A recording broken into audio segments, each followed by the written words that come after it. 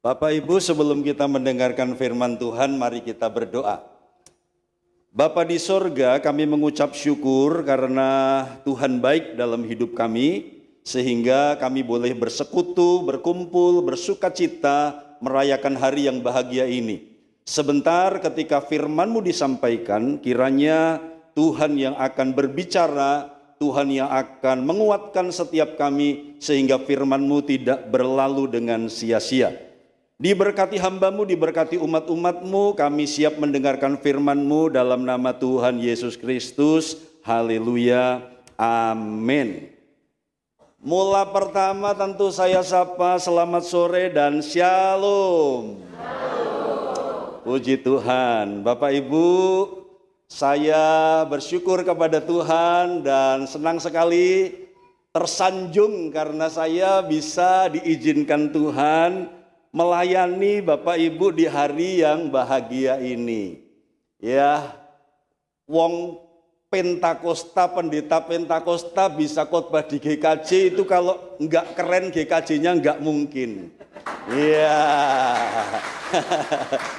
Bapak Ibu Saudaraku, saya selalu punya hati yang bahagia ketika saya bisa melayani gereja non GPDI, Saudaraku ya. Karena hati saya ini sejak awal memang dibawa Tuhan dalam pelayanan oikumenis.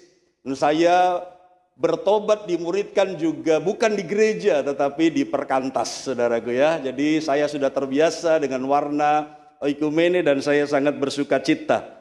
Terima kasih Pak Pendeta Johan, terima kasih Bapak Ketua Majelis, Ketua Panitia, terima kasih Seksi Liturgi Bu Iyut, ya, yang memberi kesempatan saya ada di tempat ini. Saya sapa juga dengan kasih Pak Bagio dan Ibu. Iya, ini guru saya, Bapak Ibu Saudaraku ya. Guru saya di SMP Kristen 3.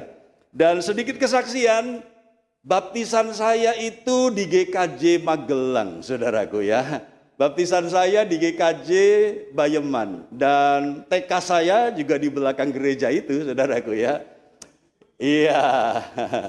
Eyang saya namanya Eyang Mariun, bapak saya namanya Doni Sadono Basri. Mereka adalah majelis-majelis di GKJ Bayeman yang sekarang sudah berpulang bersama-sama dengan Tuhan. Oh, rupanya ada monitor di sini. Saya tadi mau di bawah tapi kok ndronjong, Saudaraku ya. Haleluya, puji Tuhan.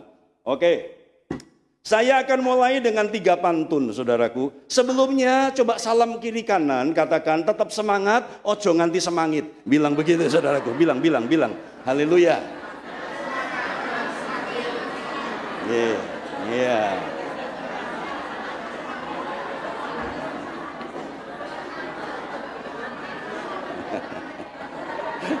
Iya. Amin, puji Tuhan. Nggih. Pak Yosef tahu semangit ya?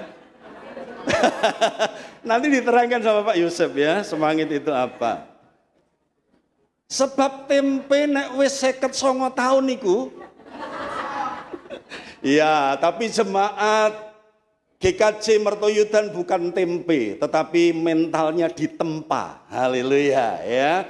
Saya mulai dengan 3 pantun. Yang pertama, lunga Hongkong tuku mihun.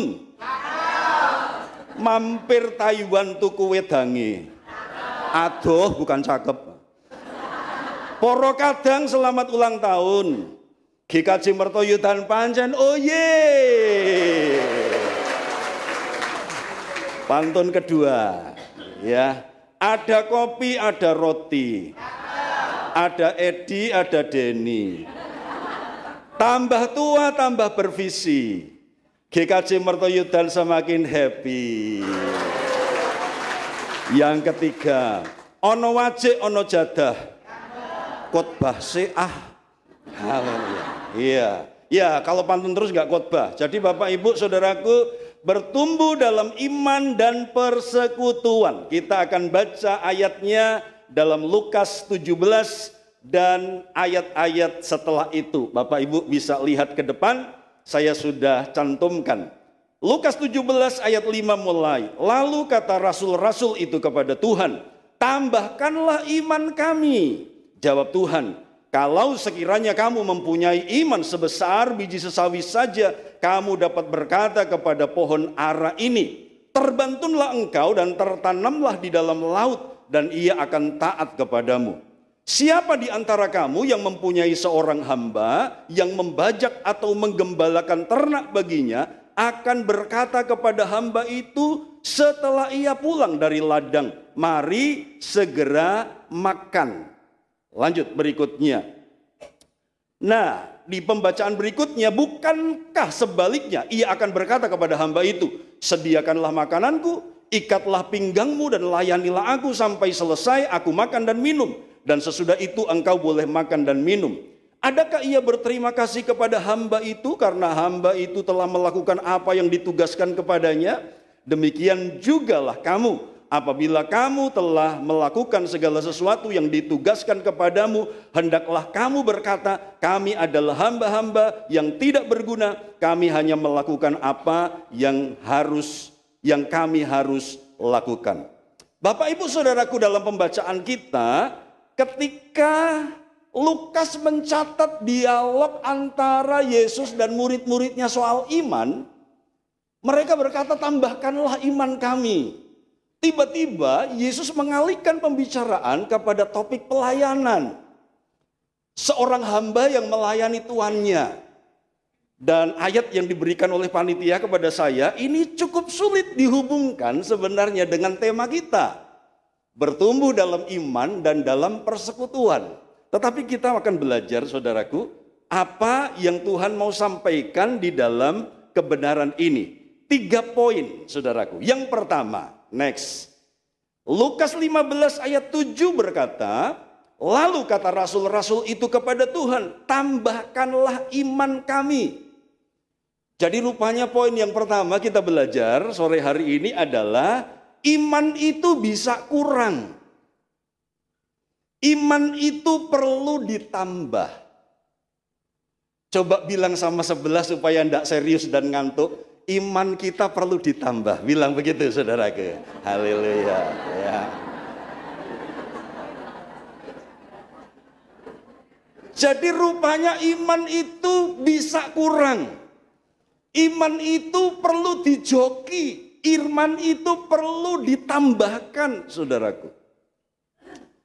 Satu kali ada cerita seorang yang buta, dia datang ke KKR kesembuhan ilahi. Tentu ketika dia datang ke KKR itu dia berharap butanya bisa disembuhkan.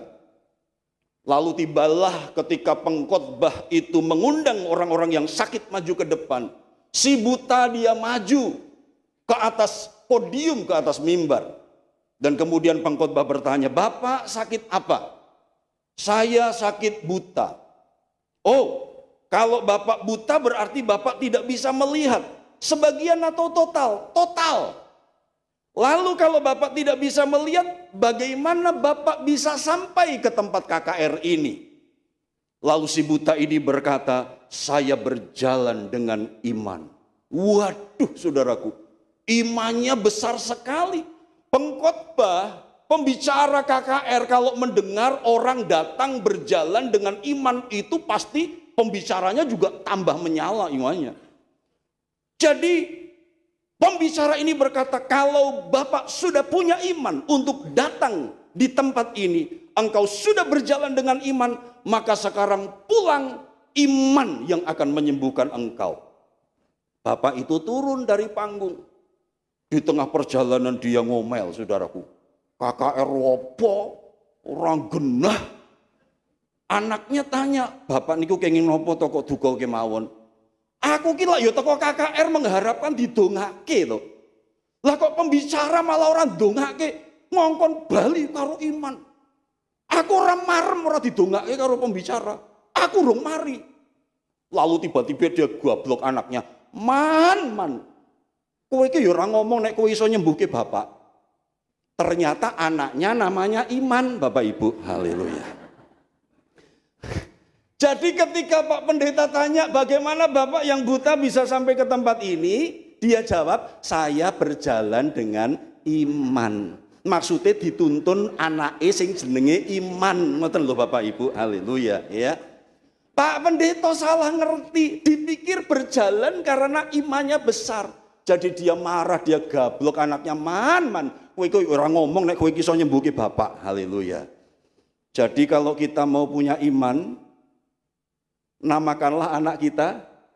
Oh, bukan gitu saudaraku ya. Haleluya ya. Puji Tuhan ya. Anak-anakku yang belum menikah, yang gadis-gadis, kalau engkau mau punya iman, carilah suami yang bernama Iman. Haleluya ya. Coba saya mau tanya dulu Pak Denny, pengen tahu, coba anak-anak muda yang dekat di sini aja, yang belum menikah dan belum punya pacar, angkat tangan. Jujur di depan Pak Pendeta ini, ngapusi tenanan jomblo seumur hidup. Jujur, yang belum punya pacar, belum menikah, ya angkat tangan. Iya, puji Tuhan. Jadi sekarang ini adalah pengakuan di tengah jemaat. Yang laki-laki nanti minta nomor yang angkat tangan tadi. Haleluya, puji Tuhan ya. Siapa tahu namanya Iman sehingga dia punya iman. Haleluya, puji Tuhan. Bapak Ibu Saudaraku, iman perlu ditambahkan. Karena ternyata iman itu bisa kecil. Masa begitu Pak Pendeta? Next yang berikutnya, saya membacakan 1 Tesalonika 3 ayat 10. Rupanya Paulus juga punya pemahaman yang sama. 1 Tesalonika 3 ayat 10. Siang malam kami berdoa sungguh-sungguh supaya kita bertemu muka dengan muka dan menambahkan apa yang masih kurang pada imanmu.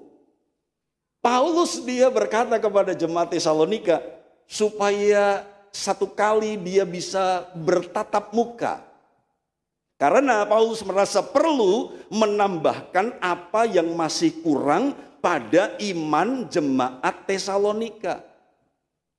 Jadi rupanya hamba-hamba Tuhan, teman-teman pendeta, kunjungan itu kadang-kadang menambahkan iman jemaat. Ya, Paulus dia berkata, aku ingin bertemu muka, sehingga ketika bertemu muka kita bisa ngobrol, sharing, ada pengajaran, dan aku menambahkan apa yang kurang pada imanmu.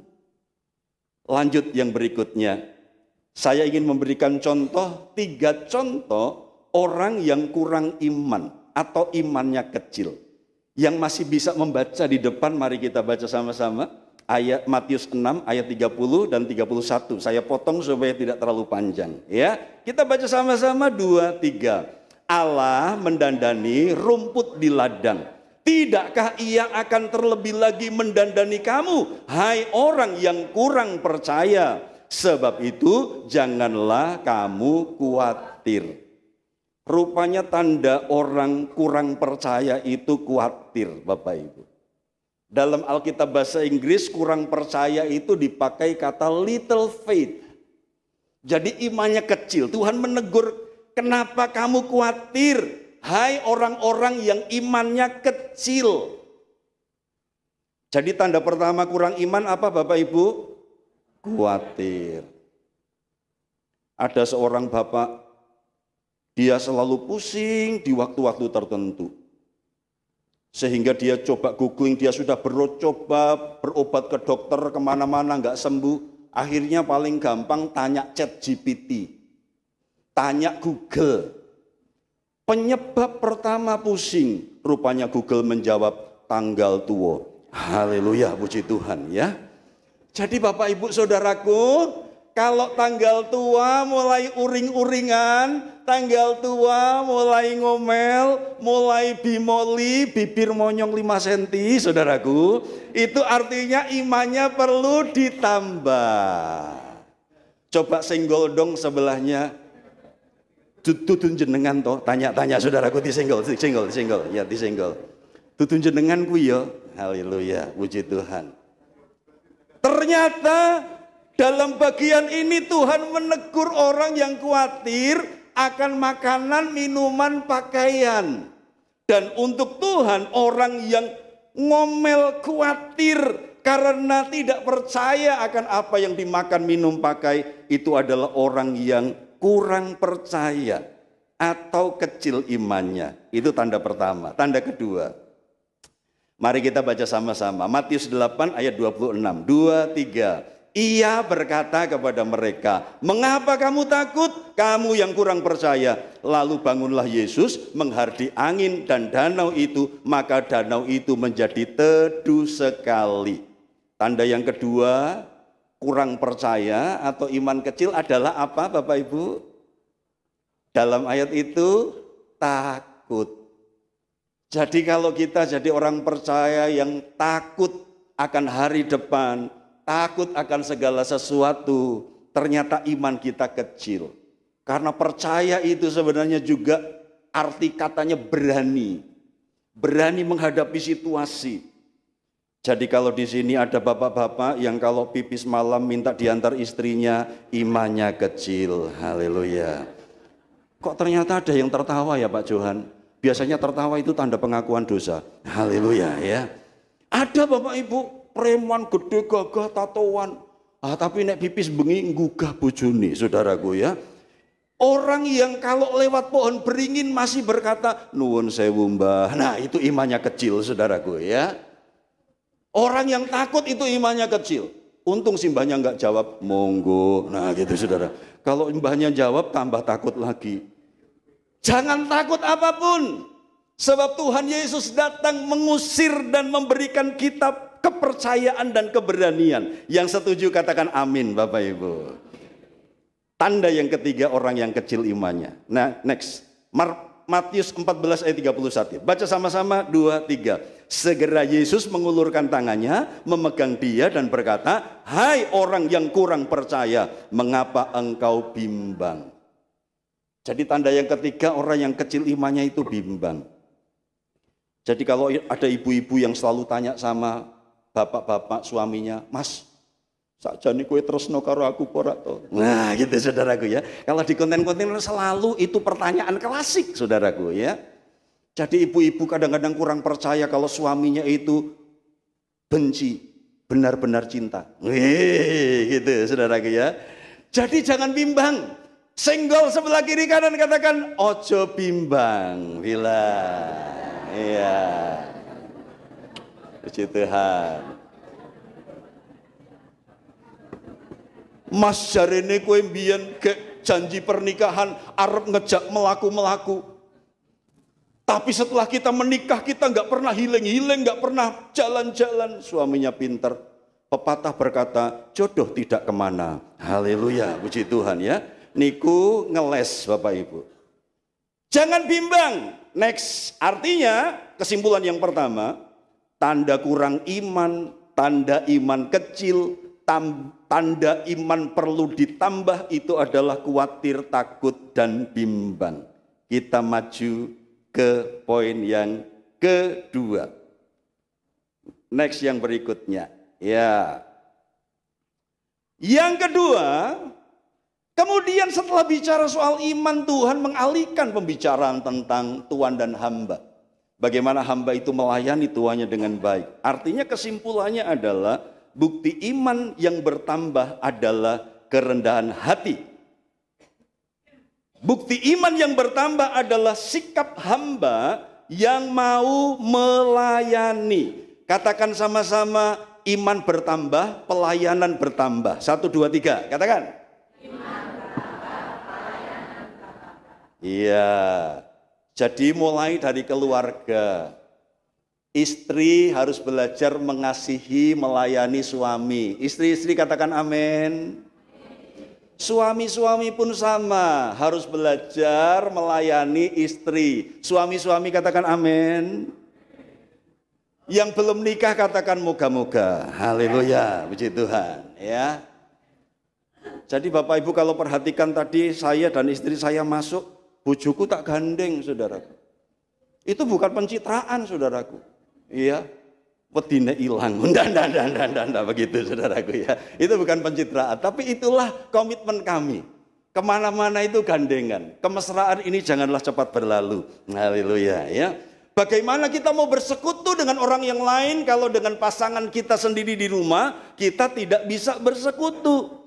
Jadi ayo bapak-bapak kasih istri, layani istri, istri-istri layani suami. Kalau bapak-bapak ingin diperlakukan sebagai raja, jadikanlah istrimu ratu.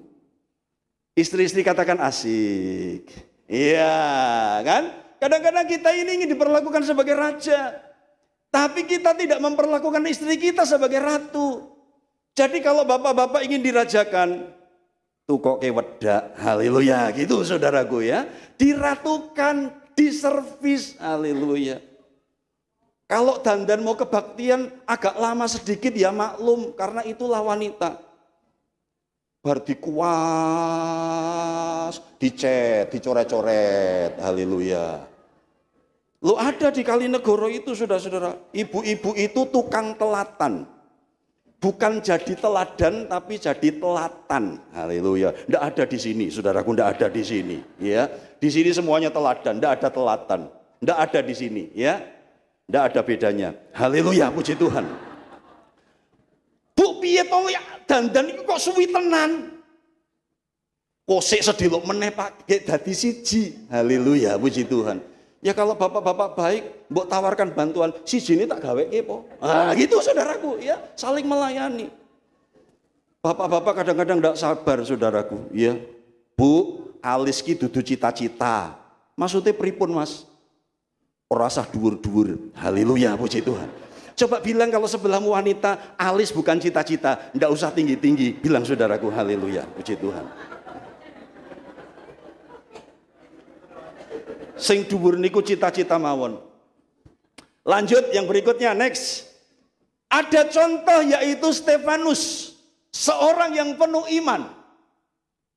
Dalam cerita pemilihan 7 diaken di dalam Kisah Rasul 6, Stefanus dicatat sebagai seorang yang penuh iman. Ini tanda ekspresi iman, melayani.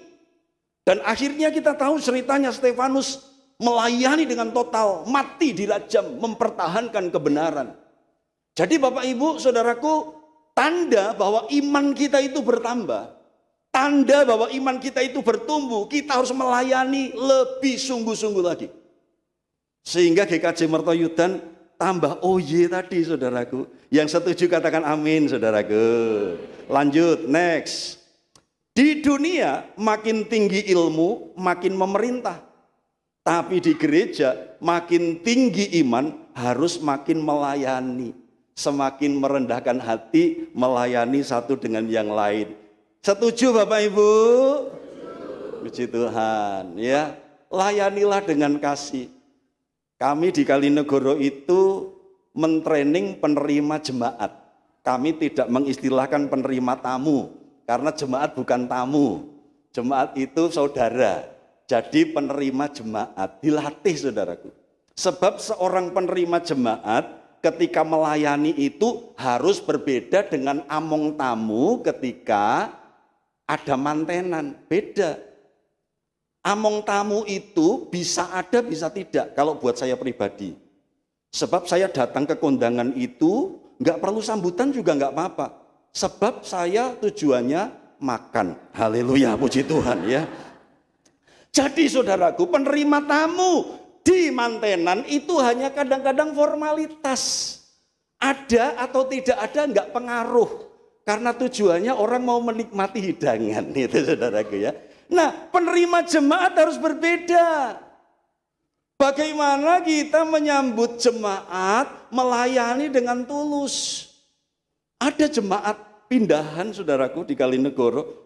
Curhat sama saya Pak Pendeta, saya sekarang tak ibadah di sini saja. Wong di gereja saya yang lama, itu saya nggak disambut. Karena orangnya kumel, orangnya sederhana, maaf kurang terawat.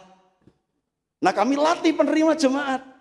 Ketika disambut dengan tulus, saya di sini disambut dengan hangat.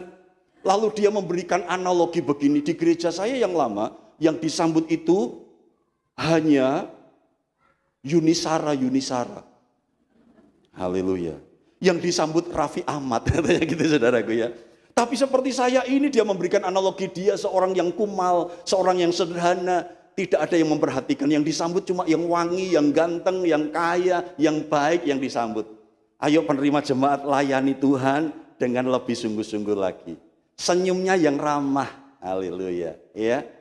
Kalau yang datang itu mereka yang ngutang, Haleluya, puji Tuhan. Tetap disambut dengan ramah, puji Tuhan. Sugeng rawuh, nggak ada lo, nggak rame. Haleluya, gitu saudaraku ya.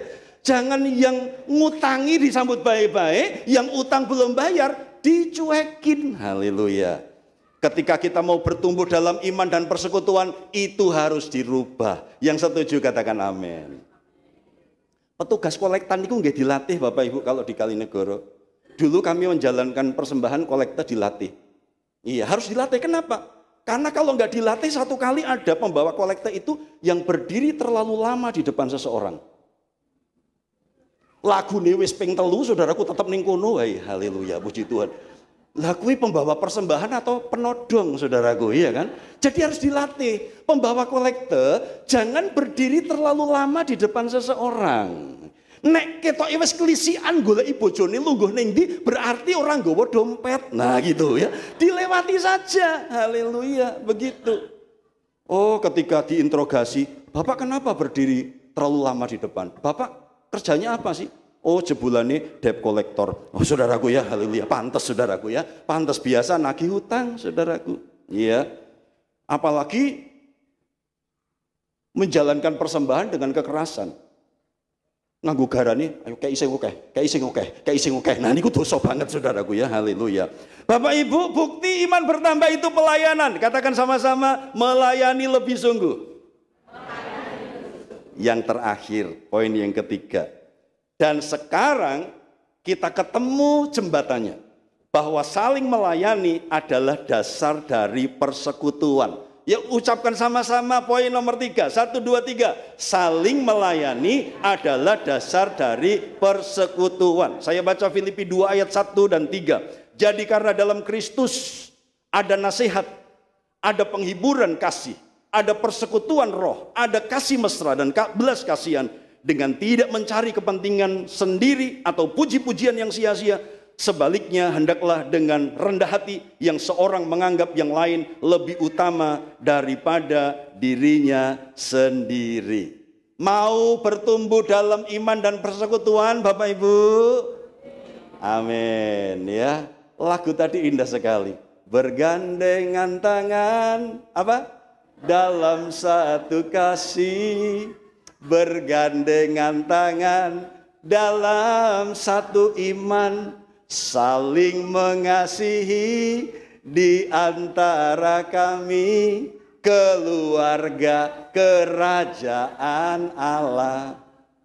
Nah, teng Pentakostan itu nak ono WL itu pemimpin pujian itu kan ada tanda kalau satu itu dari depan, dari awal. Kalau 2 itu masuk ref. Kalau 3 itu ending. Nah, satu kali pemimpin pujiannya kasih tanda begini sama pemain musik, berarti ending. Keluarga kerajaan Allah gitu. Keluarga kerajaan Allah itu yang betul. Tapi niki pemimpin pujiannya salah ngetok kalimat. Keluarga kerah. Keluarga kerah. Keluarga kerah. Pak Pendeta wis melotot saudaraku, iki apa-apaan keluarga kerah. Dia masih belum sadar, dia bilang tunjuk kanan kiri. Keluarga kerah. Pak Pendeta ini saya jengkel saudaraku. Iki apa? Setelah itu keluarga kerajaan Allah. Berikan tepuk tangan. Tidak ada yang tepuk tangan saudaraku. Kerahnya marah semua. Haleluya. Jadi kalau memenggal kalimat itu harus benar. Keluarga apa? Nah, sing cepet kerajaan Allah. Nah, cepet-cepet ampun dipetok ning tengah dalan. Nggih, haleluya. Bilang sama kiri kanan, kita anggota kerajaan Allah. Bilang saudaraku, haleluya. Puji Tuhan, ya. Kesimpulan. Oke, kita akan selesai. Artinya bertumbuh dalam iman dan persekutuan, 3 kesimpulan. Yang pertama, pertumbuhan iman tidak pernah mengenal kata berhenti. Jadi tidak ada kata berhenti. Termasuk pendeta. Tidak ada orang yang selesai dan cum laude belajar Alkitab. Gak ada orang yang tahu semua firman Tuhan. Pertumbuhan iman tidak pernah mengenal kata berhenti. Yang kedua, bukti pertumbuhan iman adalah pelayanan. Dan yang ketiga, hati saling melayani menumbuhkan kualitas persekutuan. Baca sama-sama yang nomor 3, 2, 3. Hati saling melayani menumbuhkan kualitas persekutuan. Lanjut halaman terakhir. Pada akhirnya saya sampaikan selamat ulang tahun ke-59 GKJ Mertoyudan, melangkah dalam anugerah, bertambah makin melimpah. Saya tutup dengan pantun. Teklek simbah kecemplung sumur, digoleki awan lan bengi. GKJ Mertoyudan ojo mundur, maju terus Gusti nganti. Tepuk tangan buat Tuhan kita. Mari kita saat teduh, kita renungkan firman Tuhan.